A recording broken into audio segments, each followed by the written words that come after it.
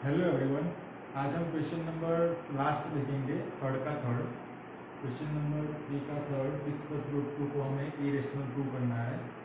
तो same process आगे जैसे किया था वैसे ही करेंगे कि पहले एज्यूम कर लेंगे कि let us assume to the contrary. जब भी इरेशनल प्रूव करना हो तो पहले रेशनल एज्यूम कर लेते हो, ठीक है। Let us assume to the contrary that 6+√2 is rational.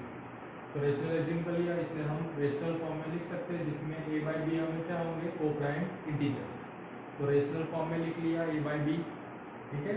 और a और b क्या है, इंटीजर्स। और कैसे इंटीजर्स, को प्राइम, यानी जिसमें a और b में एक के अलावा कोई कॉमन फैक्टर ना हो। मतलब कॉमन फैक्टर एक के अलावा ना हो, मतलब ऊपर नीचे डिवाइड ना कर सके ऐसे नंबर्स, जैसे कि 1/2, 1/3, 1/5, 2/5, है ना। ऊपर नीचे कॉमन कोई फैक्टर ना हो उनके अलावा।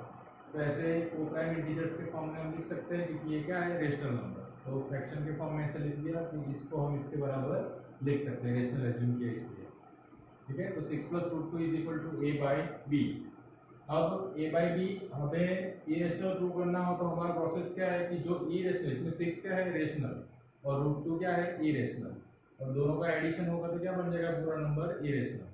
तो इरेशनल तो है, लेकिन थियोरेटिकली प्रूव कैसे करेंगे, थियोरेटिकली प्रूव कैसे करेंगे कि √2 को अलोन करना पड़ेगा। मतलब बाकी जो भी रेशनल जो भी पोर्शन है, 6 क्या है, रेशनल, तो जो भी √2 के अलावा जो भी रेशनल पोर्शन हो उसको कहाँ ले जाएंगे, a बाई बी की साइड पर, राइट हैंड साइड पर।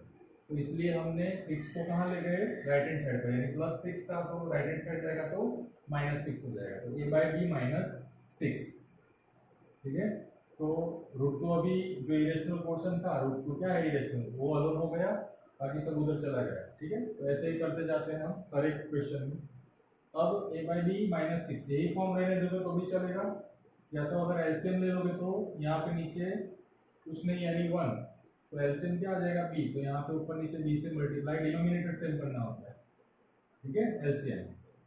तो एलसीएम लिया तो यहाँ पे डिनोमिनेटर सेम करने के लिए एलसीएम लिया तो b से मल्टीप्लाई करना पड़ेगा, इसलिए b एलसीएम आ जाएगा, ऊपर क्या हो जाएगा, -6। या या अगर आप a बाई बी -6 ही रखोगे तो भी चलेगा, या ऐसे आप सिंप्लीफाई कर दोगे तो भी चलेगा, ये रहने दो या ये रहने दो, कोई प्रॉब्लम नहीं है। तो अगर ये रहने दो तो भी चलता, तब भी क्या होता कि 6 a एंड b इंटीजर है, तो ये सब्ट्रैक्शन भी क्या आता, रेशनल नंबर ही आता कोई, ठीक है, क्योंकि a एंड b तो इंटीजर थे ही, और 6 भी क्या है, इंटीजर। तो इसमें इंटीजर वैल्यू कोई भी लेके इसमें से सब्ट्रैक्ट करोगे 6, तो क्या हो जाएगा, जो भी नंबर आएगा वो रेशनल ही होगा, या तो इस फॉर्म में से भी रहेगा। तो 6 and b are integers, since 6 and b are integers, ये नंबर क्या होगा, रेशनल। तो रेशनल के बराबर रेशनल ही होना चाहिए, ठीक है। LHS इक्वल टू RHS, पर √2 क्या है, इरेशनल। तो इसके हिसाब से ये कंडीशन इसके बराबर ये होगा, इसलिए ये रेशनल है तो ये भी क्या होगा, √2 रेशनल होगा। बट हमें कॉन्ट्रडिक्शन क्यों हुआ, क्योंकि हमें पता है √2 क्या है, irrational, √2 is an irrational number, therefore this contradiction arise, but this contradicts the fact that √2 is irrational। Rational के बराबर रेशनल ही होगा, इसलिए रेशनल लिखा, लेकिन हमें फैक्ट क्या पता है, but this contradicts the fact that, fact क्या है, √2 क्या है, इरेशनल, ठीक है। वी नो दैट कि √2 इरेशनल है।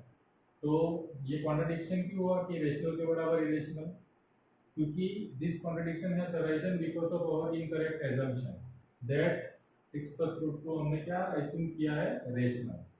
मतलब ये कॉन्ट्रडिक्शन अराइज हुआ कि रेशनल के बराबर इरेशनल क्यों आया, क्योंकि सामने तो सेम ही आना चाहिए, पर ये इरेशनल है, ये इरेशनल क्यों है, क्योंकि हमारा एजम्पशन गलत है कि 6+√2 is rational, therefore we conclude that 6+√2 is irrational.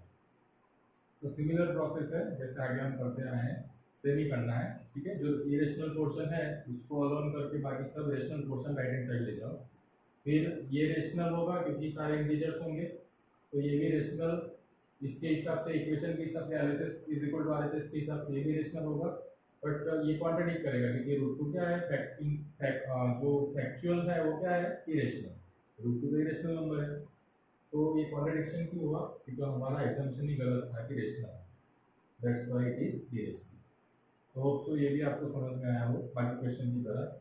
और सिमिलर टाइप के क्वेश्चन ही है, एग्जाम्पल 6 एंड 7 भी आप खुद से ट्राई कर सकते हो। सॉल्यूशन तो एग्जांपल्स में दिया ही है, अगर ना समझ में आए तो वीडियोस भी मेरे देख सकते हो, उसमें भी मैंने अच्छे से समझाया हुआ है, सिमिलर प्रोसेस ही करनी है। तो ये आप खुद से ट्राई कर सकते हो और होप से आपको क्वेश्चन अच्छे से समझ में आया। ना समझ में आया तो कमेंट सेक्शन में डाउट लिख सकते हो। Thanks for watching.